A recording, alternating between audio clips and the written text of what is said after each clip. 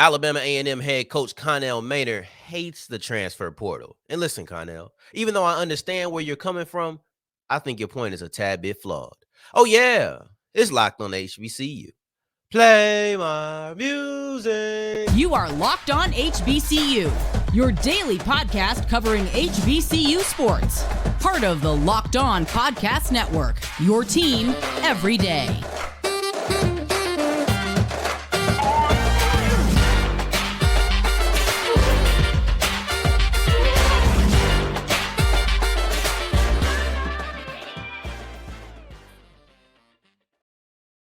What's going on, family? Welcome back to another episode of the Locked On HBCU podcast, your number one daily one-stop shop for everything HBCU athletics, Monday through Friday, part of the Locked On Podcast Network, your team every day. And I, of course, am Darian Gray, a.k.a. the Mouth of the South, Texas Southern alum and former TSU Herald Sports editor and contributing writer at USA Today's Saints Wire. I appreciate you for making us your first listen of the day every day. And remember, just because the mic cuts off does not mean that the journey is over. It just means it's time to follow me on Twitter at South Exclusive. Starts with an S and ends with an S. Today's episode begins with a conversation around Connell Maynor's disgust with the transfer portal, at least what he said is discussed. It ends off with Mississippi Valley State women's basketball and how they're adding more star power to both their roster and coaching staff. And in between,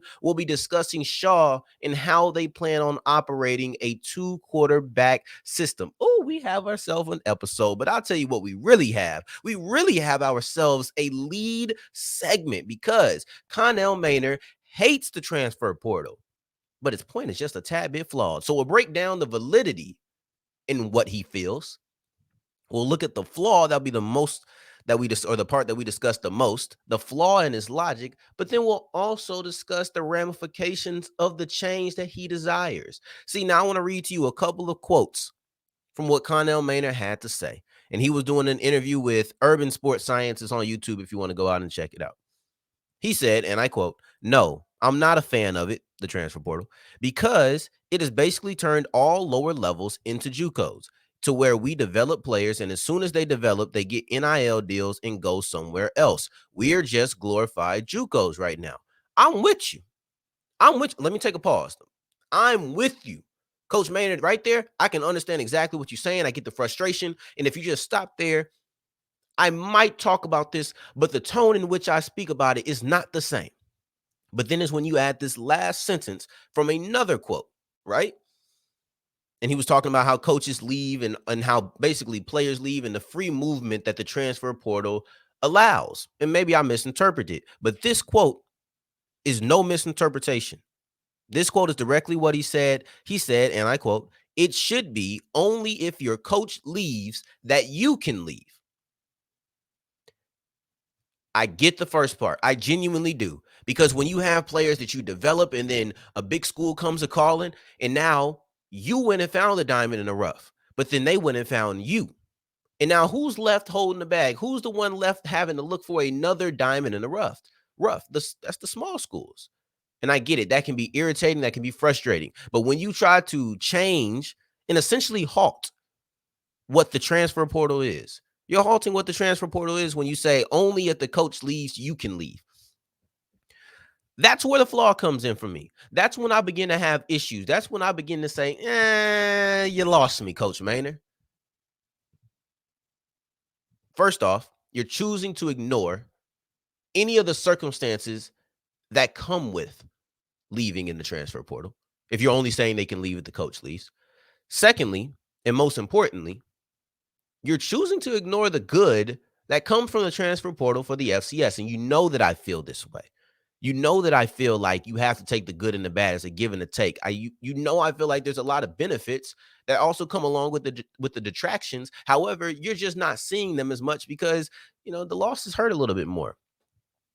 If a player isn't getting playing time, if a player wants to move closer to home, if a player just honestly wants a different set of circumstances, those are all reasons that people transfer. It's not just the big school came a call it. And we have to remember, you're changing transfer portals all the way around. You're not just saying you can only leave the FCS if this happens. And we'll explain the flaw in that either. But then what really comes to it is the actual positive that comes from the transfer portal for FCS. And I get that we never talk about that. I feel like we rarely discuss it. But guess what? James Houston isn't here. James Houston started at Florida. He's not here if you don't have that transfer portal or if you change it to where, hey, only if your coach leaves. Right? That like it's difficult. And I'm trying to think. Yeah. This was Napier's first year, so I don't think Florida had a new coach when James Houston left. So he wouldn't have been at Jackson State by these rules. But it's really when you get into Alabama A&M. It's really when you get into Alabama A&M that I say, you know what? You might not want to be the person delivering this message. Because if the transfer portal was a rapper, he'd be like, Nas, you? I know you ain't talking. You've been on my... Anyway. In 2022, Alabama A&M brought in the most transfers of any FCS school. I knew that sounded familiar. I went and Googled and went to ncaa.com. So I went to the official website. This was April 2022. They were at 28. So even if those numbers shifted just a little bit as time went on before the season, they're probably ending with the top three. They were 28 transfers who came in from the FBS or FCS level for Alabama A&M. But let's really break down who was their best players, who were their most impactful players last year. Donovan Eaglin, leading rusher, Michigan State. Isaiah Cox, leading receiver, Ohio University. Quincy Casey, starting quarterback, Jackson State. Dre Terry, leading tackler, East Carolina University. Zarion Hayes, leader in sacks and tackles for a loss, Appalachian State. Moses Douglas and Avian Rice tied for the most interceptions. Douglas came from Kentucky. And then finally, you get to Avian Rice, who was a player who was recruited out of high school. He was a freshman. No other college got him first. But you're looking at the most impactful player. That's 1, 2, 3, 4, 5, 6, 7 of your most impactful players from last season, and they came from the transfer portal. So if you're, and I'm guessing, not every single one of those guys had their coach leave. So when you're talking about the transfer portal and you're saying you want to put a halt to it, listen, I don't mind transfers. I don't mind any of those players. I actually like the transfer portal. I'll be honest, I don't know if I've ever just come out and say that. I like the transfer portal. But if you're going to bash the transfer portal the way that I feel like Coach Maynor was bashing it, then I feel like you should use it the way that Coach Oliver from North Carolina Central uses it. And I know some people might be tired of me bringing that up, but this is a standard to me. Not just because they won the championship, because if we're talking about transfer portals and the tone that you speak about it with, if you don't like it, if you feel like people should only move when their coach moves, don't be one of those people who uses it all the time. Because when you speak like this, it makes me feel like you don't see the positivity. I won't call you a hypocrite because I don't feel like that's what's going on here. I feel like what's really happening is Coach Maynor is being consumed with the negativity that comes with the transfer portal and unable, in that moment at least, to speak about the positivity that comes with it. Because I get it. When you lose two of your high-level wide receivers, it gets frustrating. Like, man, I lost Ibrahim. I lost Hilaire. Like I get it. Those things can make you upset. And it's like, man, screw this. They treating us like JUCOs because you have a point there. And I understood that and I agreed with that. But once you start talking about only if your coach leaves, I feel like you're halting the progress. See, and I think a lot of people probably would agree and be like, "I'll just turn into JUCOs. We need to stop the transfer portal." But I'll tell you this: if you take emotion out of it, and you really think about this, this is how most people think. FCS to FCS, cool.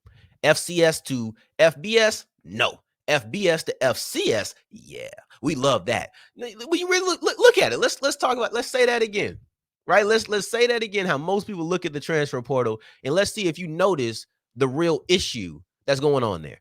Let's take all emotion out. Let's take your team losing players out. Let's take all of that out and just look at the transfer portal for the transfer portal. When people look at it, FCS to FCS, okay, we're good with that. You go FBS to FCS, we're good with that. You go FCS to FBS, stop right there. Why is that all of a sudden a problem? You're cool with lateral movement. You're cool with downward movement. But when it comes to upward movement for the players, we have a problem. Take out the fact that your team lost a guy. you should be able to express the frustration of bigger schools taking players without just saying, I hate the transfer portal altogether and acting like you don't get players from bigger schools. Stop that. We just broke it down with Alabama A&M. Okay? That's my thing. I get what he's saying. I get the frustration. But when you start talking about changing it to the point that he's talking about changing it, I can't do that. But if you did change it that way, it would be interesting to see if maybe you do more digging from a big school perspective, because they do find diamonds in the rough. Like, they do find them. They find the 3 stars, the 2 stars, the walk on to come out and be successful. They find those players. Like, I'm not going to disrespect the recruiting staff of a Power 5 school and act like that doesn't happen. But it would be interesting if they do it even more. If you see more diamonds in the rough on the FCS level who can't leave, if you see more FCS players who get drafted because of that, all of those ramifications would be interesting to watch. But overall, we got to watch the way we speak on the transfer portal, because it's a give and it's a take. If you want to acknowledge the bad, that's fine. But don't go so far to where you're talking about it like it's the worst thing in the world when you know good and doggone well that you get players from the transfer portal too. That's how I feel about it. That's how I feel about it. But speaking of the transfer portal, we're going to go from a D2 to a D2. We're talking about Silas Cruz and the fact that he has transferred from Livingstone to Shaw, and he's in competition to be a part of the Shaw 2 quarterback system that they might desperately need in order to be successful in 2023. And we'll break that down as we continue with Locked on HBCU. Today's episode is brought to you by FanDuel, and FanDuel is the official sports book of the Locked On Podcast Network. The College World Series was phenomenal. I highly doubt that anybody who took the points, I don't know what the odds were, but Florida and LSU, those last 2 games were so drastically different.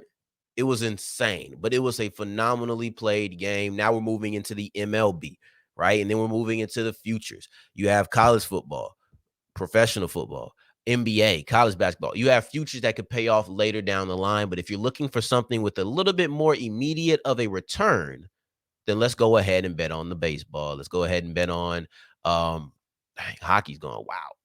Wow, it's just baseball now. Whew. It's a time. It's a time in sports. But go ahead and put your money down at FanDuel.com. If you get it wrong, that's okay. You have the no sweat first bet, meaning no matter what you say, you can't be completely wrong because they're going to give you another chance free at charge. So go to FanDuel.com/locked on today to make every moment more. As we continue rolling on today's episode of Locked on HBCU, I appreciate you for making us your first listen of the day. Every day on Friday's episode, I have a very special guest. We're doing an interview, but you have to stick around until segment 3 because we're teasing it. But tomorrow's episode, we have a new HBCU recruit. I'll tell you that on Friday's episode, we will have a new HBCU recruit. And that's all I'll give you until the end of the show. And then I'll tell you the name. So stick around. But right now, we're going to discuss Shaw University because they are trying to rejuvenate their passing offense with a 2 quarterback system. It's interesting. It's interesting because Shaw needs to improve their offense. They're looking to do it, but they need to do it because they want to be competitive in 2023. Of course they do. You know, Coach Aaron Jones already said, we're not backing down from anyone. I hope not. But if you're going to back up the fact that you're not backing down, if you're going to back that statement and the bravado to come out and say you're not backing down, if you're going to back all of that talk up, you're going to have to improve your offense because the offense was extremely middle of the pack last year. And I'm specifically referencing the passing offense when you need to improve it, but middle of the pack doesn't describe the passing offense. When you look at how they ranked overall, run, pass, total offense, everything in the CIAA, you're looking at 7th in yards, 7th in scoring. Pretty average, right? Okay. When you break it down and you dig a little bit deeper into what these stats or how these stats were compiled, and you look at running versus passing, the 2 aspects of the offensive game, you look at running, 4th in yards, 6th in touchdowns. So that's above average in yards and right in the middle of the pack directly. There's 12 teams directly in the middle of the pack when you're talking about touchdowns. Okay, cool. Then you look at the passing game. And that's when you find trouble. That's when you start bringing down all the overall stats because you're 10th in yards, you're 11th in touchdowns. That's bottom of the barrel. When you have average, slightly above average, and then you have bottom of the barrel, oh, now we have a problem. See, they were much better than the 5th best rushing team, yardage wise. So you had a little bit of a gap to make up. But you're looking at one of the worst passing attacks in the conference and one of the better rushing attacks. That's going to compile into an average offense, which is why I say you're going to need to improve your offense. That's a must. Now, I understand that Sidney Gibbs and Andre Brandon are going to be returning, and the offense is going to run through them. And I don't mean that as a play on words, but the offense is going to run through the rushing attack.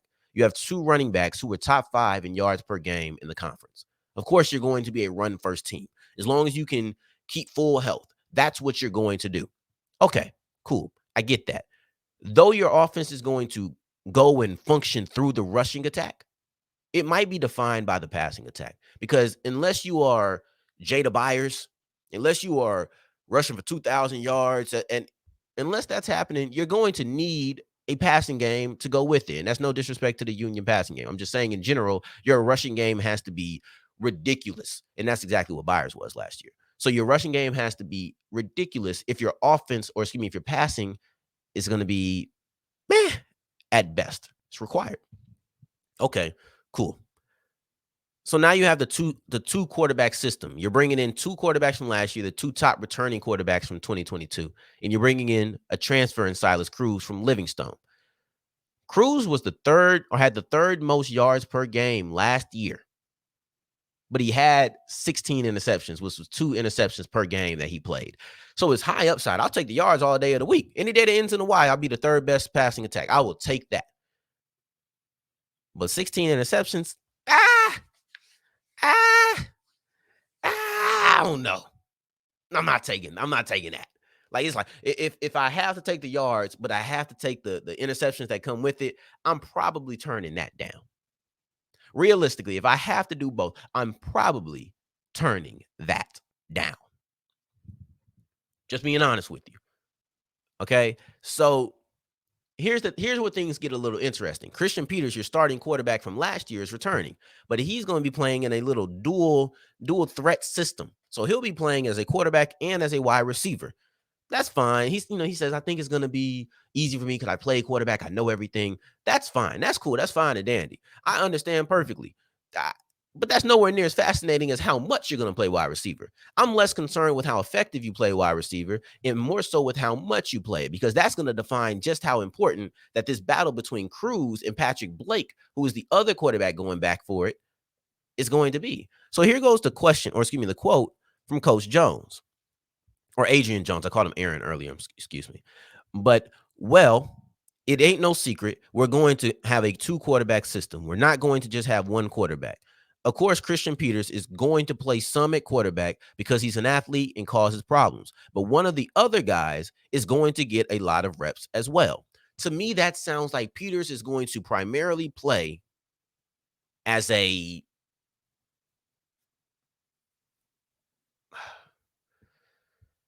I'm trying to think of how I specifically want to say it.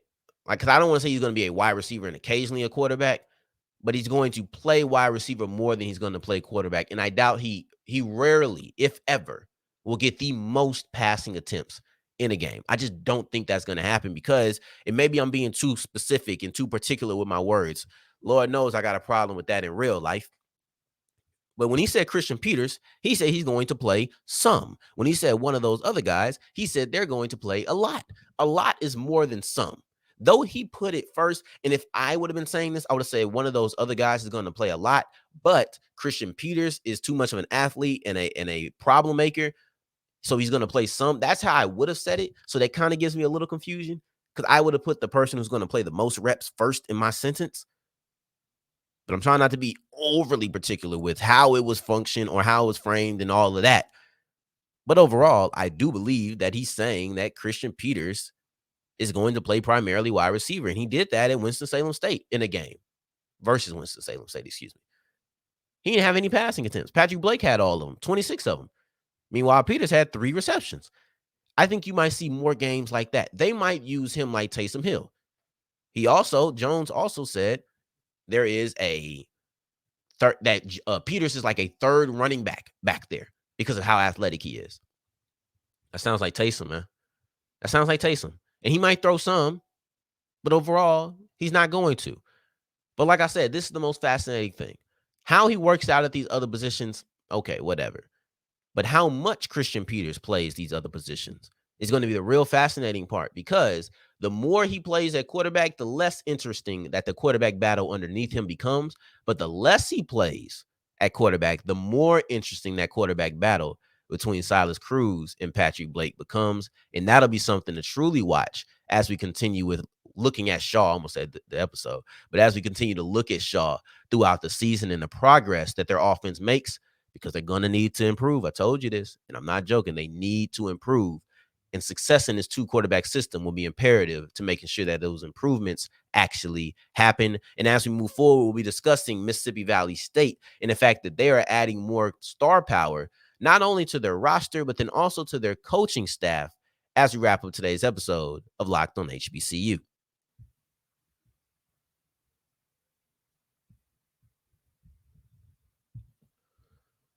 And as we're wrapping up today's episode of Locked on HBCU, I appreciate you for making us your first listen of the day every day and making it all the way to segment 3. I thank you 2 times for that. Thank you. And remember, your kind of your gift at the end of the cereal box is knowing who that HBCU recruit, who that HBCU player is going to be on Friday's episode. So just wait out and watch out for that. But right now, Mississippi Valley State women's basketball team has continued to add a little bit of star power to not only their roster, but then also to the coaching staff. And that's Ashley Shields, who is a former WNBA top 10 selection, a former WNBA champion, and she will be joining. And she also played overseas as well. We're looking at somebody who's going to be joining the Mississippi Valley State coaching staff. And listen, Shields is most known for being the first JUCO player to ever be selected by the WNBA, because she was crazy. Like, when you look at her stats, you understand how she could do what she did at the JUCO level. You're like, oh, okay, I get it. She once dropped 65 in a quarterfinal game, averaged 27.4 per game, the most in JUCO that year, of course, right? You're looking at a walking bucket, a player who is a Memphis Amateur Sports Hall of Famer. She gets selected top 10. She ends up going to the Detroit Sparks, I believe. Dang, did I just get that name wrong? It's Detroit, but I feel like it's not the Sparks. Oops. Anyway, but she ends up going to Detroit, and she wins a championship in her second year, right? And then she ends up going through the overseas circuit and all of those things. But you're looking at a player who was a star in college. You're looking at a player who was a high-level draft pick in the WNBA and ended up playing a couple of years before going overseas. So you're bringing somebody like that to your coaching staff, and most specifically, a champion, right? Because I don't care if you're the leader on the championship team. I don't care if you're the 12th man on the championship team or 12th woman. Like, I don't care, because at the end of the day, there's certain things that go into winning that spread throughout everybody that's on that roster and on that coaching staff. So I think that that's why I personally, when I talk about winning championships, I'm always going to highlight it to a great degree, no matter how important you were to that championship or not, right? So when she was in JUCO, she was a regional player of the year. She was an NJCAA. Always have so many letters with that, but the NJCAA. That's why I don't like it. It's too many letters. I know it's my number is 5, but that's too many letters. I'm not used to that. I always feel like I said too much or I didn't say enough. But anyway, she was an All-American. She was an All-American in college. Then as far as coaching goes, this is her first step into collegiate coaching. But she's been a coach at a couple of high schools in the Tennessee, Memphis area, right? I think one was in Memphis. One was about 30 miles from Memphis in Arlington. Not the Arlington, not the AMA, not me. But you looking at Arlington, Tennessee. But you're looking at somebody who has done high school coaching, and now she's moving into collegiate ranks. But this is where the star power comes in, because we've already discussed the fact that she's a WNBA champion, all of the things that she's been able to accomplish. We discussed all of that. We got it, right? But when she announced her signing, I guess, the fact that she was going to be joining Mississippi Valley State, she did it in an interesting way. She took a picture with Niya Morant. And that was fascinating to me. because Niya Morant, she ain't played a lick of college ball. Now, first off, I already felt like, you know what? I don't usually see them make announcements of being hired with pictures no matter what. It's just, oh, I'm going to be joining the Mississippi Valley State women's basketball coaching staff. Boom, period, we're gone. So the picture was already something that would have caught my eye. But then when you choose to do it with Niya Morant, I sit there and I think, you're not doing it with the star of the team. You're doing it with somebody who hasn't played any college basketball. And that's not a slight to Morant. That's just the fact of the matter. She hasn't played any college basketball. So it's not like you're taking a picture with the returning player of the year or a player who made all conference, led the team at points. Something like no, you're going in there with the unproven commodity essentially, right? So then there's two angles at this. So my fascination was peaked, and there's two angles to look at this. And I felt so, man, when I was typing this, I was like, oh my God, I'm so annoying. Because I felt like those people who like, well, you know, so-and-so unfollowed so-and-so. But really, taking this picture with Niya Morant was interesting because it said two things. One, the angle is, well, Niya Morant played ball in Memphis because, I mean, let's get the elephant out the room. Her brother is Ja Morant. It wasn't a coincidence. They didn't just, I don't know any other Morants personally, right? But that's it. That's it. That's her brother. And where does he play ball? Memphis. So, of course, she's playing ball in high school in Memphis. Okay, cool. I got you. I've already told you that Shields is a Memphis native, Hall of Famer in the city, coach basketball in the city and in the outskirts of the city. So, like, we get it. There's a Memphis connect there. And that's the easy way to look at it, right? Okay, cool. Memphis connected. Maybe they got chemistry. Maybe they already know each other because, you know, a lot of times you know the people in the city, especially the high level talent, like that happens. So maybe they already know each other. And you hope that excuse me, you hope that chemistry that they maybe have of already knowing each other can help to where Morant can achieve the things that come with the second angle. I think Mississippi Valley State is correctly positioning Niya Morant to be the face of this team, at least at the beginning. That is what you should do. Notice I said correctly.